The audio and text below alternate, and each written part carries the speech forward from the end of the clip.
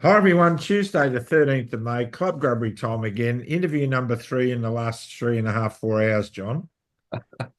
Well, yes, we're very busy here at Club Grubbery World, Hoodie. We at Club Grubbery World, it's like Wayne's World, isn't it? And It it is, is it is. Wayne's World because guess who we got on? Wayne.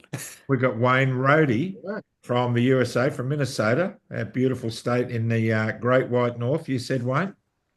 That's right. And it's pretty clear what you're on about because the backdrop behind you says the vaccine court. And Mm.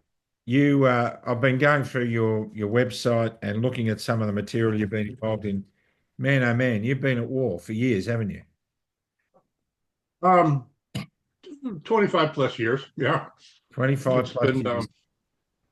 Now, you are the father of a severely vaccine injured young man who's 27 years of age.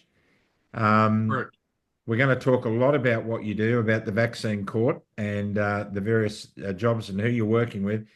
But first of all, so a lot of people in Australia, Wayne, is saying, you guys have got to get over this whole vaccine thing. You know, you're idiots. You don't know what you're talking about. We trust the science. None of us have been hurt. What's your story? Just to give people an insight on why you've spent a quarter of a century locked in a war, give us an idea of what happened, how it started, what happened with your beautiful son, Nick, and where it goes from there, mate. Okay. Well, Nick and his twin brother, Austin, born back in October of 1997, they were actually born 10 days apart. Twins, fraternal twins. Austin was born first. He's always been a little bit anxious and, a little bit, the patience is not quite there, even as a young man today, but that's okay. He was born first. Nicholas was kind of like a surfer dude. He just laying back there, and according to the sonogram, he just laying back, didn't want to do anything. And he came 10 days later. He actually grew about a pound and then also an inch, according to the sonograms, while he was in his mother. And so he was born. Um, we brought him home. They were a little bit premature. We brought him home and we didn't vaccinate until 12 months, but they were pretty sick. So we rescheduled and went back in on the 13th month. And the first vaccine that they got was the MMR. Now, Austin got it. He was crying and screaming for about 2 minutes until he figured out that the Band-Aid that looked on his, you know, was looking pretty cool. So he started paying attention to the Band-Aid instead of crying, whatever. But Nick received the MMR, and then he did something that was entirely different. And that was he started screaming and arching his back, and he turned very red and was crying. And little do we know, several years later, these are some telltale signs of anaphylactic reaction. Maybe it would lead to an encephalopathy, a brain injury. When a baby arches his back like this, something happened that's a major thing, not something that's temporary. And so for about 2 weeks, we had to deal with his constant crying, his fevers, diarrhea, throwing up, vomiting, everything. The pediatrician says he'll be fine. He'll be fine. Just manage his temperature with, at the time, baby Motrin, whatever, and Tylenol. Now we know you never give a baby Tylenol. It is one of the worst drugs to give for any child is Tylenol. Then after a couple of weeks, he started settling down. And it wasn't till about 18 months that we noticed something happening to Nick, and that is that he started gradually to lose his speech. He learned, the words that he was talking about. And boy, I tell you what, these two boys got together when they were little baby. They were just babbling all the time. But then Nicholas started losing his speech. And then he also lost the desire to play with his brother. And we noticed over the next several months, he would do these stemming things with his hands and looking up at the ceiling fans and being isolated. And by 24 months, he was almost like a ghost, just really white. Um, we didn't know what was going on. A pediatrician says, "Oh, don't worry about the speech. I, Einstein or Edison, one of those two, didn't speak till they were 5 years of age. And we're going, okay, well, whatever. We didn't know. This is our first, children. And so it gradually, by the age of 3, my wife started saying the A word. Didn't want to say the A word. She just said A word instead of autism. And we started seeking things out, and we were living in Oklahoma at the time. My wife's family's from there, so they were there to help grandparents. They were there to help provide, care for we didn't want to put them in daycare or anything like that. And it took us a while to get an appointment. And there was a Columbia University out in New York City, one of the decorated universities, trained psychiatrist who practices in Oklahoma. She got us into an appointment. It was a 2-day observation appointment, 4 hours one day and 2 hours the next day.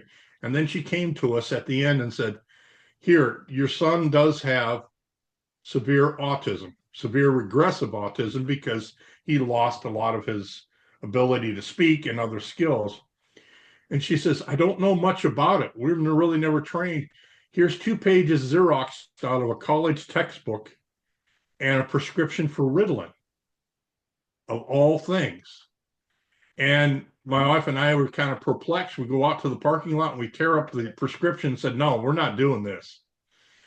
And so we started thinking about, what are we going to do for Nicholas here? That got us on the path. But at the same time, we were getting, services provided by either the state or by insurance, and insurance was starting to deny coverage for, insurance for medically necessary treatments and therapies. So my wife started looking at vaccine stuff. I started looking at the insurance side. And sure enough, a few years later, Oklahoma became ground zero for insurance coverage mandates in the United States. There was only 2 at the time. And this is like 2008 and 2009. And we were spending a lot of money. I mean, a lot of money each month, about $3,000 a month, to pay for services that our insurance coverage wasn't providing. And we just couldn't go on anymore. And in 2010, my wife got recruited from a very good IT job up in Minnesota, the Minneapolis, St. Paul area. They had insurance coverage as a mandate, where insurance companies had to provide certain coverage for certain treatments. So we made the difficult decision to leave family behind, friends behind, and move up to Minnesota and to get the necessary treatments for Nicholas. And we did that. It was the best thing we ever did, but it was very difficult at the beginning, and to go up to Minnesota. Then that's when I started reaching out to some of my autism friends and family. And there were some people that were also very active in the vaccine injury world. But stepping back a few years, my wife contacted an attorney. Do you happen to know who Hannah Poling is, or ever heard of Hannah Poling? Hannah Poling was the case in 2007 where the US government actually conceded vaccine-induced autism and a huge damage award, but they tried to cover it up and hide it. And they called it Child Doe 77. So no one knew who it was, really.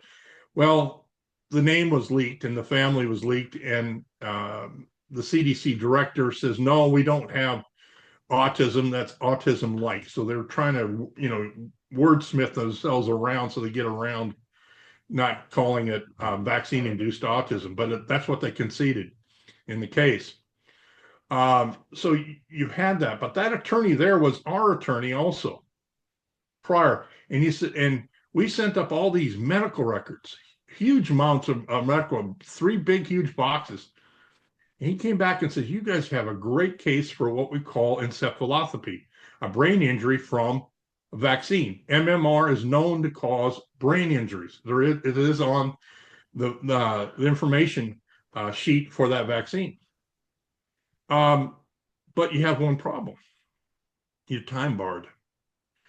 In the United States, the vaccine court, as you see behind me, or what we call the National Vaccine Injury Compensation Program, you only have 3 years statute of limitations from when the first symptoms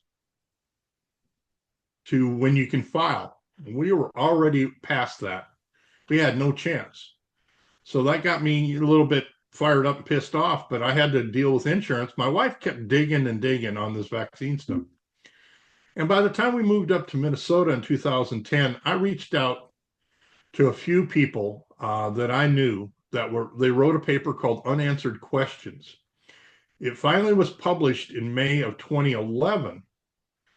Robert Krakow, Mary Holland, who's now the CEO of Children's Health Defense, Lou Conti, and Lisa Colin, 4 people that wrote this paper, plus a whole bunch of their researchers.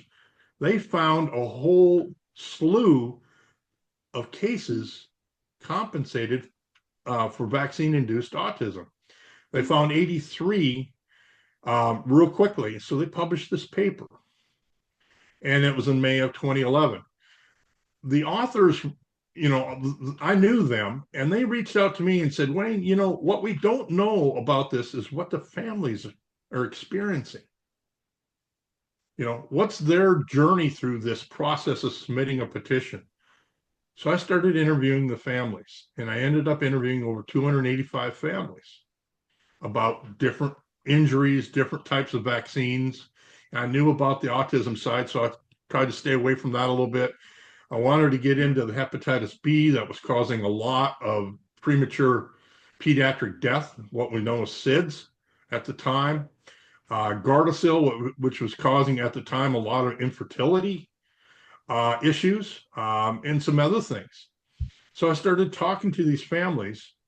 Lou Conti, one of the authors of the Unanswered Questions paper, approached Skyhorse and Publishing out of New York City and said, Wayne, I've got this guy, a friend of mine, you need to publish his book about this. So Tony Lyons, the publisher, contacted me and said, hey, let's put all this stuff in a book. And I said, well, I got one, I'll do one better. Let's not just put in my interviews, but let's talk about the program itself, the nuances of the program, not what the legal papers and what is taught, in a law class and what the statute says, but what actually happens.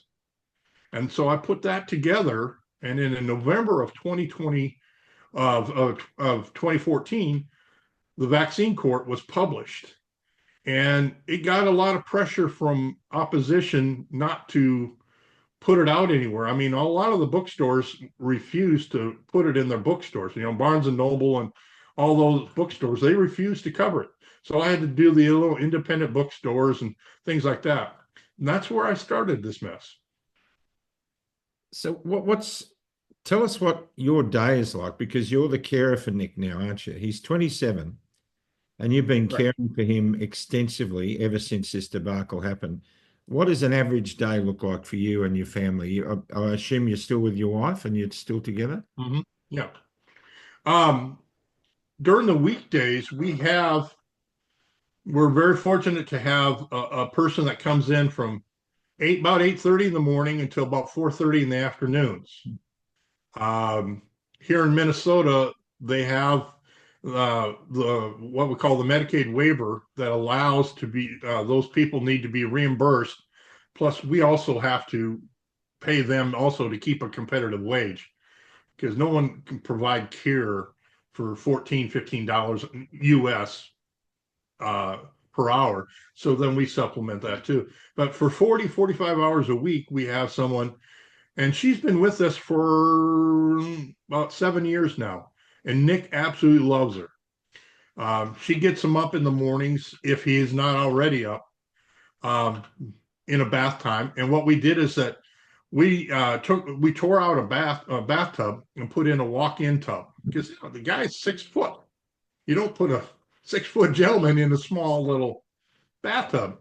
So he takes his bath and he's like a duck in water and wants to hang in there for a while, but then he gets up and then we have breakfast. He's not potty trained, So we have to clean up after him, clean the bed constantly, clean him up till 4:30. And then at 4:30, I'll take over. And then till he generally goes to bed around 9:30, 10 o'clock. But a lot of times he'll be sitting in what we call the sitting room. It's a little study off the main floor.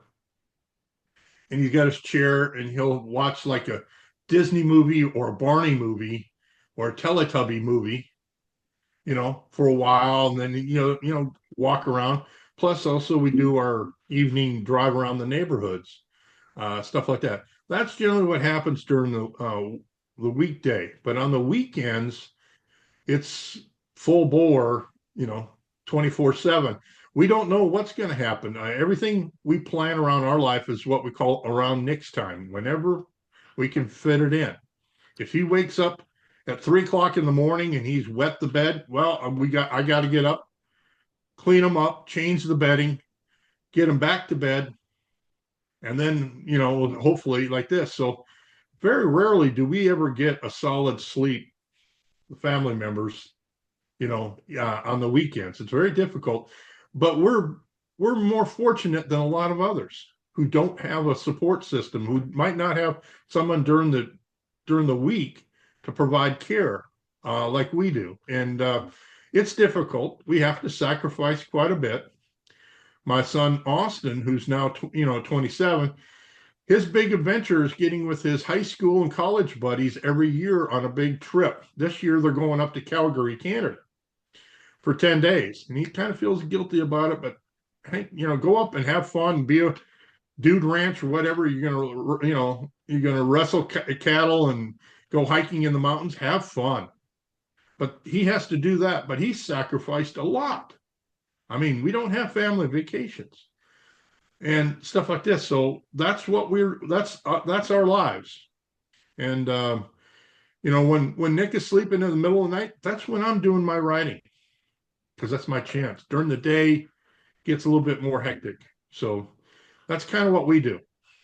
So I wanted you to make that point, Wayne, because there are a lot of people, as I said in the intro, who just poo-hoo this and just say you don't know what you're talking about. So I just ask everybody to put yourself in Wayne's and his family's shoes and ask yourself, what would you do if you were in their shoes? You've had it identified as a vaccine injury. You know that's the case. What would you be doing? He's doing what we should be doing.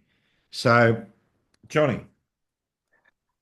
Yeah, I was going to ask you about Austin, Wayne. I mean, because, realistically, I mean, I suppose he's probably the forgotten one in all this. I mean, he's lost his family, really. I mean, you're concentrating so much time on Nick. It must be a really difficult thing for Austin to come to terms with. I mean, the guilt, even just from what you explained there, just going on a trip, which is something that everyone else takes for granted. But he hasn't had that experience. The thing there is that what my wife and I are struggling with. So what happens to Nick once we pass? Mm. It's not fair to dump it all on his brother. Yet his brother has stepped up. His brother went to court and became a legal guardian for Nick, Okay. along with my wife and I. So the three of us are legal guardians. And so he knows that. We're now in the process of working with an attorney because sooner or later, we want to transfer the ownership of this home to either the supplemental trust that we've set up for Nick or to Austin himself. So Nick has this place for the rest of his life. That's our plan. We got to get around tax laws and a whole bunch of other things, but we think we can figure it out. But this is the type of stuff that none of us knew estate planning when we signed up to be married and we were going to have kids, that we had to figure out, this is something here that most people don't even understand. So we have that, but it also makes us appreciate what other families are going through. I mean, just my Lord, look at the people who have been injured from the COVID vaccine. You know, here's the difference. What I see is a difference. Generally, the kids suffered through the traditional vaccines because that's who we administered the vaccines in the United States to. Generally, outside of the flu shot, it's generally kids. So we know their injuries and we can take care of them. COVID attacked the adult population, and they're wiped out the breadwinners, the husbands, the wives, the uncles, the grandfathers, the grandmothers, whoever. And it's caused major problems around the world. We know that. But here in the United States, I wrote a paper and started doing some calculations for you guys interviewed Ron Johnson earlier. A couple of years ago, his staff approached me and said, what's it going to cost? What's the cost to the United States? I said, well, it's tough to determine. I'm not talking economic cost of COVID to the economy as a macro, but in a micro sense, you've taken a lot of breadwinners or people who are employable and removed them out of the workforce. Okay. What we're seeing now is a big jump in Medicaid, Medicare filings in each state. Problem is, we don't know are they because of injuries from the virus or injuries from the vaccine. But there's a big jump, generally 30 to 35% increase in Medicaid filings. That's funded by taxpayer dollars. So you have that pressure there. Most people are getting disability payments, which I would grant is very worthwhile. We need to take care of these folks one way or the other. But then the dominoes start falling. And here's where it is that you got private insurance can't cover everything because a lot of insurance companies still deny the connection. A lot of the doctors here in the United States still deny the connection, so you can't get a proper diagnosis. So you have these people wandering around. Sooner or later, they're going to have to apply for Social Security disability for long-term disability. Okay, so you now transferred a huge chunk of the population that is the workforce onto disability payments funded by taxpayer dollars. Our economy is not going to grow from them. You know, it's going to put downward pressure on them. So this is crazy what's happening here, United States, but it's happening around the world, and we need to address it. My estimations to Senator Johnson's staff, when they asked how much is it going to cost to clean this up, all the people in Washington, and I told them, well, it's difficult because the COVID vaccine, the administration rates are dramatically declining, but the injuries are going to start piling up, and it's going to be chronic illness. As Robert F. Kennedy Jr. says, 90% of the dollars in healthcare in the United States is spent on chronic illness. Well, I believe most of the chronic illness has vaccine as a part of the problem that caused it. Yeah. I venture to guess over the next, and I studied economics in college, and I still think that the cost is anywhere from $5 to $8 trillion over the next decade to clean this mess up in the United States. I don't know what it's going to cost in Australia or Canada or UK. I'm starting to study those systems to get a better idea, not only to be compensated for your injury, but what's it costing the taxpayers of Australia for all these, this safe and effective vaccine and the mandates and the lockdowns that proven to be disastrous for a nation. That's troubling.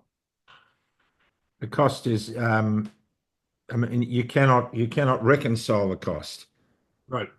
And even the financial cost, you've still got the cost of people like yourselves who are stuck in this situation.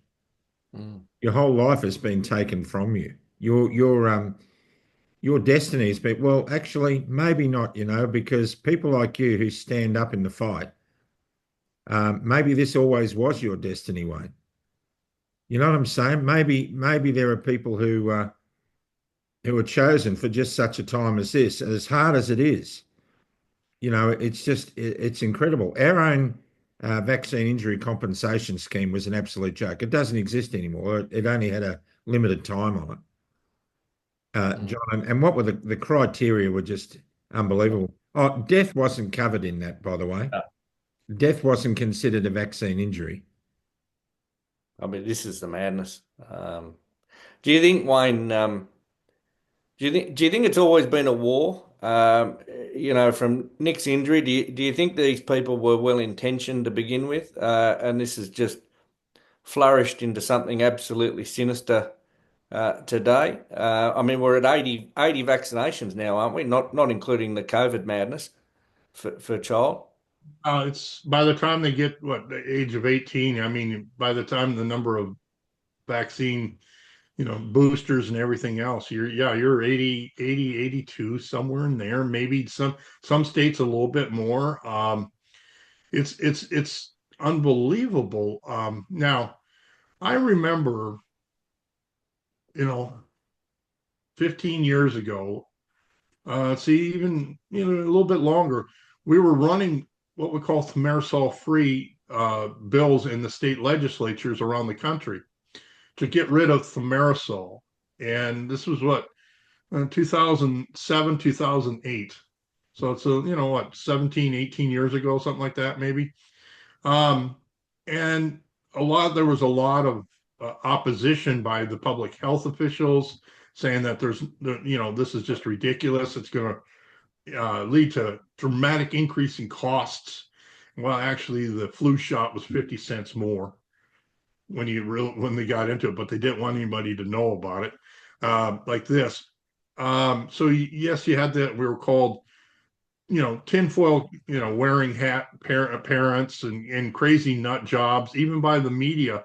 And national media was ungodly, but the local media did the same thing, and they just kind of parroted whatever whatever the operations managers of those stations told them to keep their ad revenue up. So you had that, but an interesting thing happened along the way, and that is more recently. And there was a lady out of Los Angeles, a wonderful lady, Jennifer Sharp, who wrote, directed, and produced a movie called Anecdotals. And it came out in 2022. And Anecdotals was about stories of COVID vaccine injured people around the United States, just personal interviews. And she came to the Twin Cities here in Minnesota for the world premiere of the movie. And we had 2 days set aside. And I picked her up at the airport, and we were driving to the first location, the first theater. And she turned to me and said, "Wayne, do you think you've been vindicated by what's happening now?" And I go, "What do you mean?" He says, "Well, people now realize that vaccine injury is real." I said, "Well, once again, it's a shift from when we said they're vaccine injured children. A lot of people didn't really understand that or believe that, like this. Now these adults are being vaccine injured. Now they're figuring this thing out." And I said, "Well, sadly, I'm not happy this is happening, because our community is expanded by tenfold now. As far as the number of vaccine injured, more adults now. So I'm sad about the things happening. And that's what I think's happened around the world. Now, I look at UK, I've studied quite a bit of the UK system, and they had vaccine injury for kids, but it was very difficult to prove, because you had to prove 60% permanent disability. And so, yes, you're going to have those few kids that are disability, but intellectual disabilities aren't really covered. They're very difficult to prove. Okay. Same at, Canada. They didn't really have a compensation system until COVID comes around. So it's difficult to figure things out.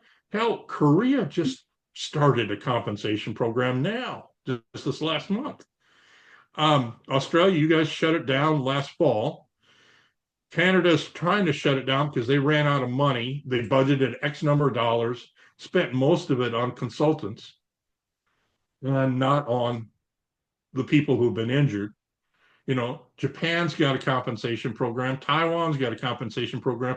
I've looked at several of these countries, and sadly, we really never took compensation or children's injuries seriously around the world. United States might be the only country that really took it because we had a mandatory compulsory system. Whereas a lot of countries didn't have compulsory. I don't believe Australia had a compulsory vaccine schedule for public education, did they? No. No. So vaccine injury was probably very, very, the numbers were very small. But in countries such as the United States, where we had mandatory vaccines, and now it's up to 82, but geez, we had those things. But we did here in the United States, we just didn't recognize children's injuries, but yet, we do so many bad things to kids, the little kids, we let that happen. But as long as that's in the corner and it's out of the mainstream or where we're looking, then I guess most people don't understand it. But now I think people are opening up, the tide is turning, and hopefully around the world, and saying enough is enough. We have to protect our future generations, because that's the only way we're going to survive as a population. Our birth rates are dropping dramatically everywhere. I've noticed in Australia, your birth rates are dropping just as bad as in the United States, as in Australia, United States, in Canada. I mean, they're just going down. Oh, but And that's the okay, end of 'cause civilizations. we're planning on bringing in 2 million immigrants a year, so that's okay. We'll compensate for that. I mean, it's just completely nuts. Australia's government is a communist government. It's led by a communist prime minister, a 40-year card-carrying member of the Australian Communist Party, who's now been elected in a landslide for a second, and which will probably go on to be a third and fourth term, according to political analysts who say when you have a devastating loss like that, that's normally how it pans out. We're still waiting to see if some of our freedom senators are going to get in. But it must have been a breath of fresh air for you. You would have no doubt done a lot of work with Bobby Kennedy over the last 25 years. It must have been a breath of fresh air to see a bipartisan approach between Donald Trump and Bobby Kennedy and have him in that position now. Is he achieving what you'd hoped he'd achieved by this time already, or is he getting too much pushback? And where is that pushback coming from, do you think? First off, I've known Bobby for a long time. Probably 2011 when I first got to know him. Worked with him quite a bit from 2015 on. And when he announced for being president, and several of us knew that coming for several months, he was putting this thing together. We were delighted. I mean, absolutely delighted. I mean, this was our chance to have mainstream understanding of what health freedom, the movement, what this is about. We knew that the probability of him getting to the White House was probably not good because there's going to be a lot of opposition to him. And this Maha movement, or whatever you want to call it, was basically a health freedom movement first. It's been active for 20 plus years. There's a lot of people in there. When he joined forces with Trump, I'll be honest with you, it shocked a lot of people. There was a lot of people in that movement that didn't like that because of Trump's actions previously. I was very cautious. He reached out to me and said, "What do you think?" And I said, "Well, you do what you do to advance the movement. I understand that. But do remember that Trump, blew you off and took pharma money during that the vaccine safety commission that Trump proposed at the beginning, and then he basically canned it, scrapped it, and leaving you high and dry." But he also was someone who moved the COVID vaccine to warp speed. But now we know that it really wasn't him. He was being lied to by the public health officials, Fauci and amongst others. But I've gotten to be more I guess, acceptable of that partnership, if you will. I'm still concerned that there is people in the White House, the small circles of the White House, that are very powerful, that won't let Bobby do everything that he wants to get done. Um, and so with that, it's just is that it's difficult. You know, his confirmation hearing was brutal. Yeah, sure The was. two different committees. I Mm. don't know if you guys had a chance to watch it all, but it was brutal. It sure was. Um, um, and I knew the opposition from the Democratic Party was going to be there, and they're going to try to embarrass him. And you know, oh, he had a wild bear. He threw it out into New York City, you know, Central Park, or all these other things that he did. Oh, he was a heroin addict. Most people don't understand. He was there when his dad was murdered Yeah. on stage in California, Yeah. and he was also as a little boy trying to understand his uncle's assassination.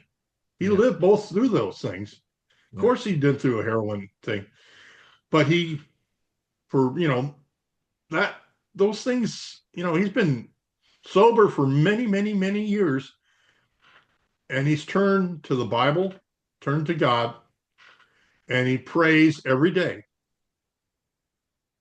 And he does his 12-step program, and he's probably one of the strongest human beings I know mentally, one of the smartest people I know mentally. So I'm encouraged there. I still think, and it would have been wonderful if he would have been sitting behind the desk in the White House, but he's with Trump. Um, I think maybe Trump has learned some lessons, maybe, hopefully. I still think there's people in his administration that they're there to keep an eye out on Bobby.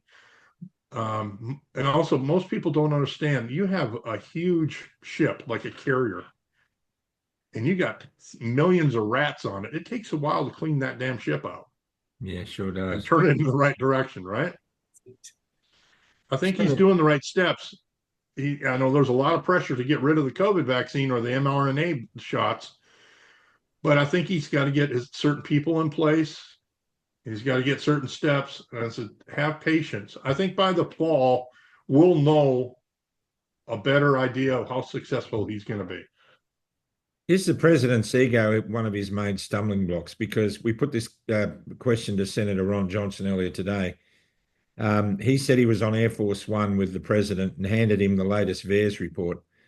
And President Trump looked up at him and said, "You know what, Ron?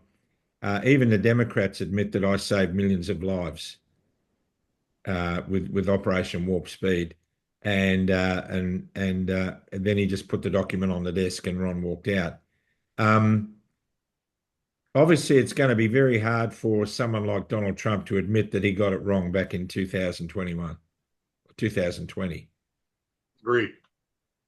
So, I wholeheartedly agree. It's um, if there's any way a buffer can be put in place to allow Bobby to do his work, um, I think that we can be very successful around the world because he can set policy that will probably drive the rest of the world in the same thing. Was it yesterday he announced? Well, when was it when he did the executive order on pharmaceutical prices? He's going to reduce prices. Well, we'll see what happens there. Pharma's not just going to take that. They're not going to roll over. They're going to fight back somewhere. yeah. It's an ugly animal. I've been in DC and I've seen it at work.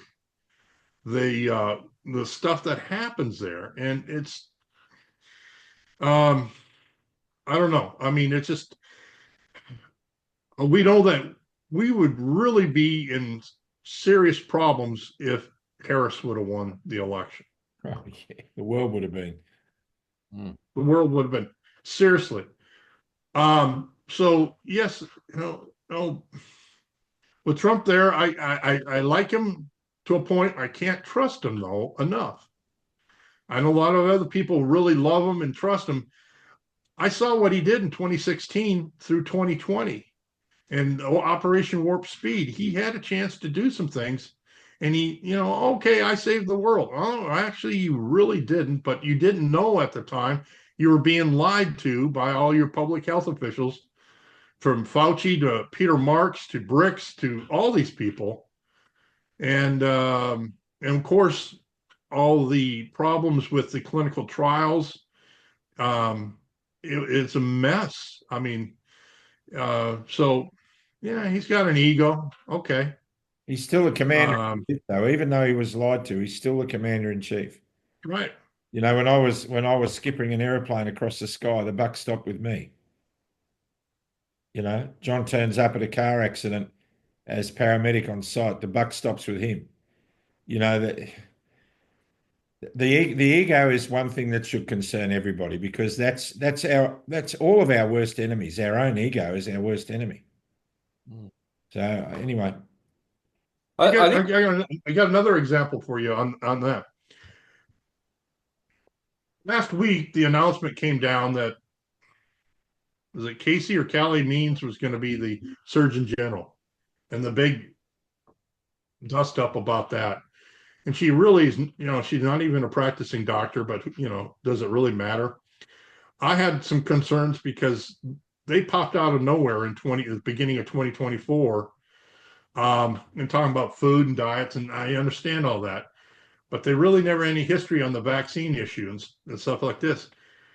But if you noticed over the weekend or last week in the first part of the week, they're really fighting tooth and nail to get her nominated for Surgeon General, or to get her confirmed.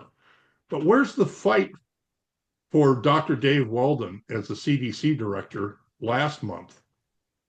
They basically put him out and let him dangle in the wind all by himself. Weldon is the one doctor who was a former congressman that really made the connection between vaccines and autism. And I noticed that Trump, no one went to battle for him. They let him dangle all by himself, and then they pulled his nomination the first day of the Senate confirmation hearings, and said, no, we're not going to go with you. They didn't fight for him. But look what they're doing for her. So something's afoot in regards to, are deals being made that Senator Cassidy, who's the chair of that Senate Health Committee, who absolutely is will not allow anybody other than Bobby Kennedy to be confirmed. And he is big a pharma front. And I'm wondering if there's deals made here by the administration to alert certain people. And it just begs the question. Yes, the buck stops with you, but I think the American public are being sold down the river quite a bit on some of these issues, and I just wish we would be more honest about it. There's a lot of politics goes on at that level. It's it's hard to imagine, isn't it? Just how dire the situation is there sometimes. But I mean, she's saying the right things. I've got to say, I listened to a speech she gave. She covered off on the vaccines, and she covered off on pesticides and the holistic health side of things. I thought, from the point of view of an incoming, surgeon in charge of the health in America. I mean, she's certainly putting the good things on the map. I mean, she's saying the right things, but I'm still concerned that Johnny come lately type people, we've been burned many times before. Where were they before? But do you think, Wayne, I think people are fed up with all that crap now. I mean, their radar for bullshit has really intensified now. I mean, you would have seen this over 25 years. I mean, Hoodie and I would have 20 years ago thought that you were a cooker. And here we are with you on the program. I'm not saying from your personal experience we would have come to that, but we would have been pro the vaccine situation. I mean, we've now been alerted to what's going on, and many people are waking up. they're hearing stories like yours, Wayne, and Nick's, and Austin's that have never been told. Nobody knows about this stuff going on. And I think people are really, really becoming aware now. And this COVID garbage has really been the canary that's dropped dead in the cage. That has been a bridge too far. Oh, what's interesting is that there's a few politicians, elected officials in Congress, the U.S. Congress, that have really stepped up. Senator Ron Johnson is probably number one on that list. Rand Paul probably on that list. Um, Before COVID, you really never heard about them talk. Well, Rand Paul a little bit, but Johnson has risked his entire legacy. Mhm. His reelection campaigns, everything is all based on.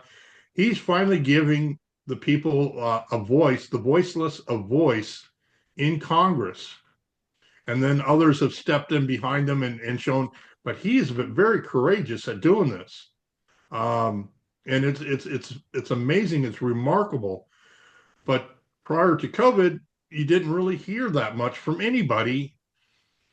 But now, once again, the bravery and courage and the courage of Ron Johnson, Rand Paul, and a few others out there are catching on, and it's going to spread. West Virginia, the governor of West Virginia just announced that they will accept all exemptions for childhood vaccination. He's enforcing, allowing parents to make the best decisions for the family instead of some government official. It's starting to turn, and hopefully it's turning in other countries. And but we'll have to wait and see. God help us all. Well, I think it's certainly turning here. I mean, we've got the Australian Vaccination Network, who would have been booed out of any establishment in Australia 5 years ago. In fact, they were denied even bookings for places to hold their events. I mean, they have been doing magnificent work for 30 years. Meryl Uh, Dory, you probably know of Meryl Dory. The names. Yeah. There's some lady out in Perth. She chimes in on an email into this huge email thread from time to time, talking about um, legal issues and regarding mandates and stuff like that. I'm trying to remember her name, but I know she's from Perth, way out. That's out in western part of the country, right? Western Australia, yeah, the capital of Western Australia, which is a very draconian state during the lockdowns. Absolutely. Wayne, if you were an advisor to Robert Kennedy, who would you be? Are you prepared to name the people that you think might be running interference in the? I'm talking about in the president's inner circle. Well, Bobby knows who they are. I know several of them who are, but I'm not going to publicly call them out. But Mhm. here's the thing: the PrEP Act, which is this ungodly, draconian, if you will, government legislation that basically gives everybody immunity, all the public health officials immunity for all these acts regarding COVID here in the United States. Prior to the election, the past Secretary of HHS, Becerra, extended the PrEP Act all the way out through the end of December of 2029. That's 5-year extension. That's past Trump's administration. It's going to be whoever the new president is there. So we're trying to figure out why he's doing that. Well, I got into a deep dive on that, and I said, Bobby Kennedy can actually come in and kill the PrEP Act. It'll cost him his job. I still believe that because there's people within, or it's going to severely curtail what he can do in the future. I think there's people within the administration that would probably put pressure on Trump to basically remove Bobby, either through some type of an impeachment process or pressure on whatever the thing like this.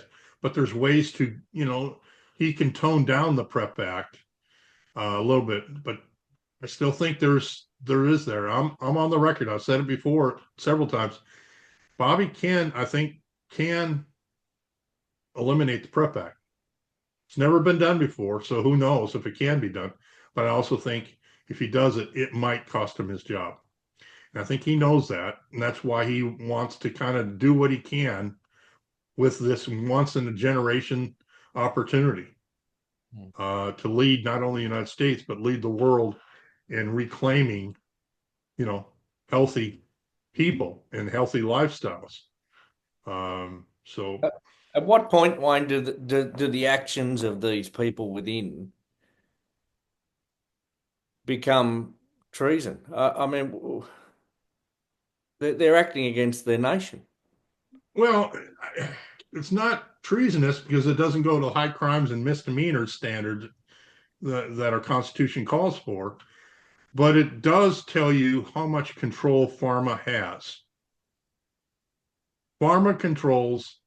See, going back prior to the Act of 1986, people were able to sue pharma and win in court. Okay. That woke up pharma to the point where they started, okay, we want this act to pass. They started adding more vaccines to the schedule. The schedule just ballooned here in the United States. But that's also when pharma got their act together, no pun intended, and became one of the major donors of the GOP party, the Republican Party in Congress. Then they went after the judicial system. It's very difficult in the federal United States Federal Appeals Court. It favors the defendant, the person who's being sued. So if we're suing pharma, the appellate division favors the defendant. It's very difficult to win on appeal. That's why big tobacco, won almost all the time. And it wasn't until the states through Medicaid, Medicare payments, they figured out how to get around that. Obama was elected a president in 2008, and he convinced the Democratic Party at the time. Because prior to that, I remember when Senator Ted Kennedy in 2005 approached Senator Bill Frist, the majority leader, the Republican majority leader on the Senate floor, and says, they're debating the PrEP Act legislation. He says, you're going to rue the day that when you pass this day is going to come back to haunt it. And he buried his finger in Bill Frist's chest. This is on the Senate floor when normally all they do is sit there and shake each other's hands and have little private conversations. He forcefully put his finger into his chest. Rue the day. Democratic Party, up until that time, didn't accept pharma money. Obama comes around, and Obama wants the Obamacare, the Affordable Care Act. Mm-hmm. He convinces the Democratic Party it's okay to take pharma money. And they did. Because pharma helped him get that damn law passed. And the thank you to pharma came a couple years later in the Hannah Bruzewicz case in 2011 that removed the ability for people to exit the vaccine court and sue in open court. We can no longer sue the manufacturers in open court. That was the thank you to pharma for that. So now pharma controls the judiciary and they control the legislative branch. And while Obama was the president, they controlled the executive branch too. And the same thing happened. Trump came in. He didn't know at the time, his first administration, a lot of his people were all pharma people. Okay. Then Biden comes in, and it's almost all pharma people.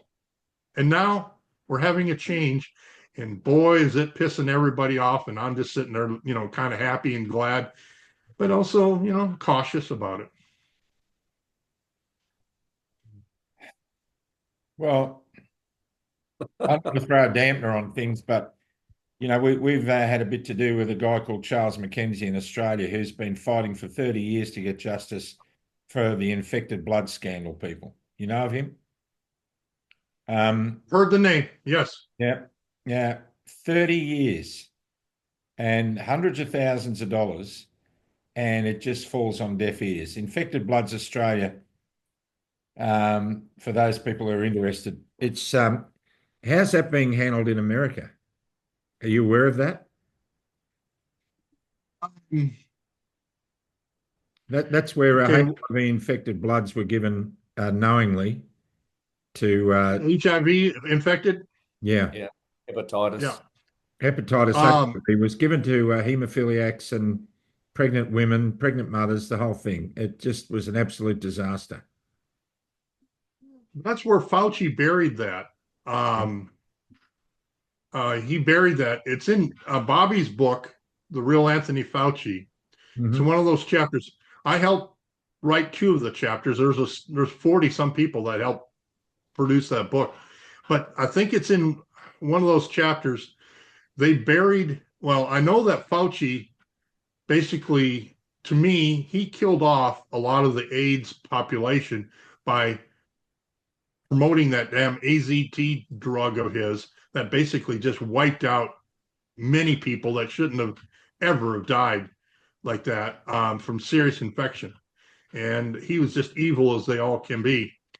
But I remember hearing something about tainted blood scandals, and Fauci covered it up with a couple with Dr. Francis Collins in the United States in the blood supply. But secretary at the time, let's see, who was it?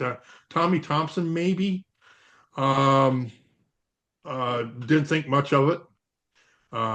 That's all I remember. I don't know the details, but it was also, the screening of the blood, and then their screening tests were faulty.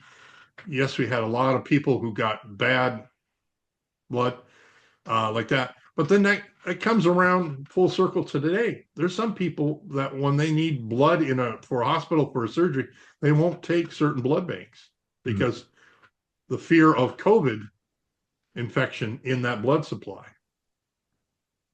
Yeah, well, that whole infected blood scandal, when the government lies Yeah.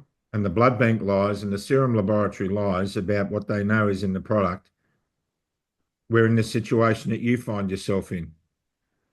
So, I mean, it's just we've got a long way to go. We have to start building alternative systems of health, real systems of health, that where we're not relying on big pharma to do what God's immune system can do if we just allow it to function properly.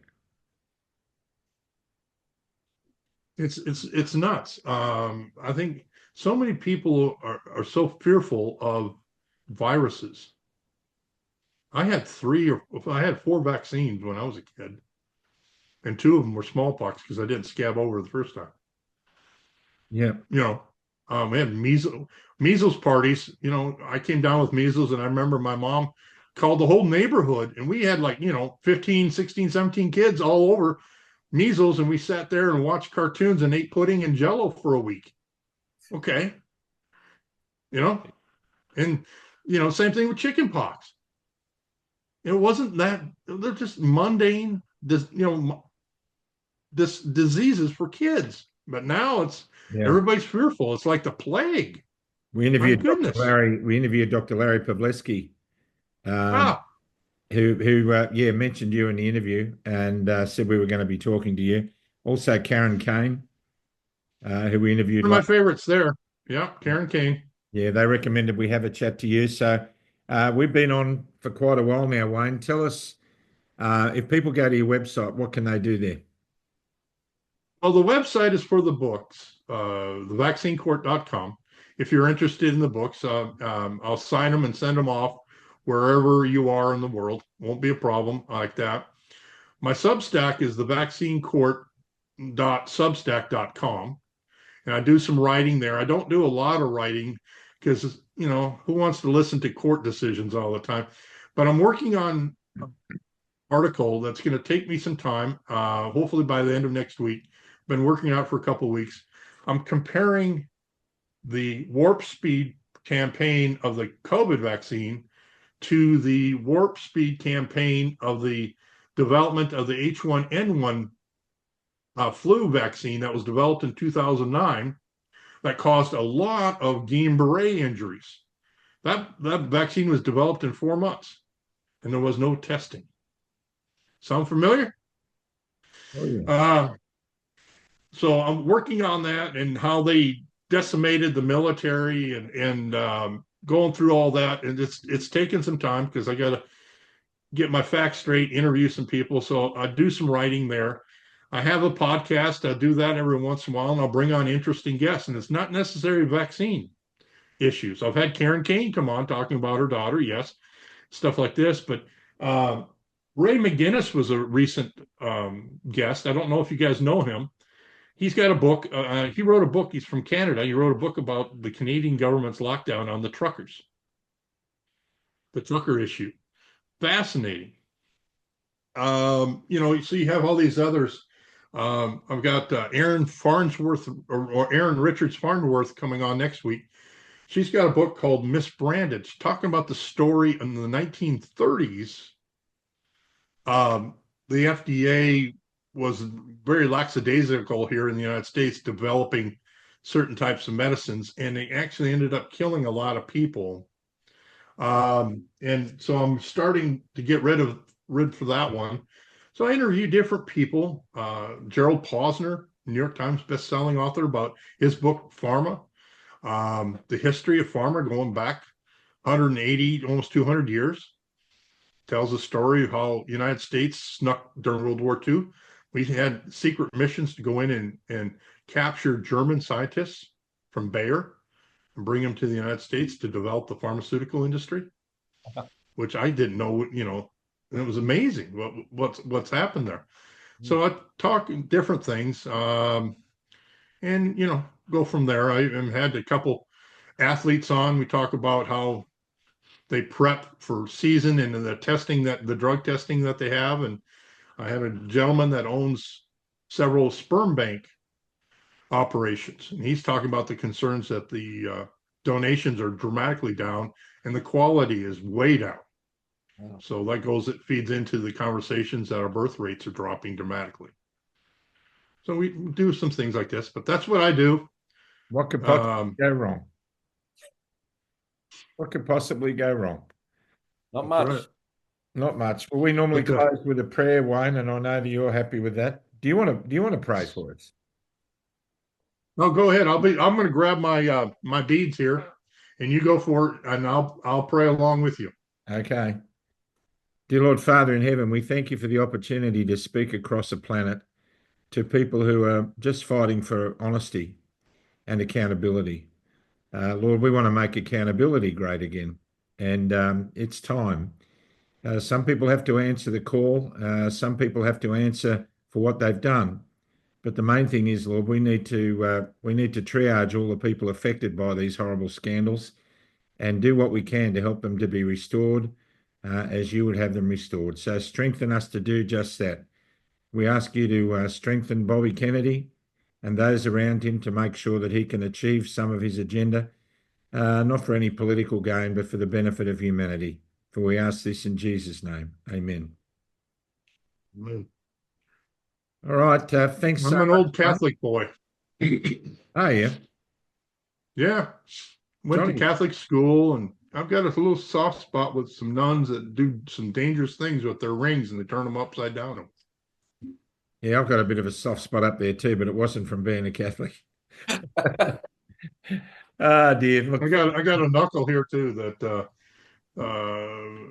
rulers banging. So I guess I wasn't so good when I was 7th, 8th, and 9th grade. you're not being a good advert for Catholic education. Yes.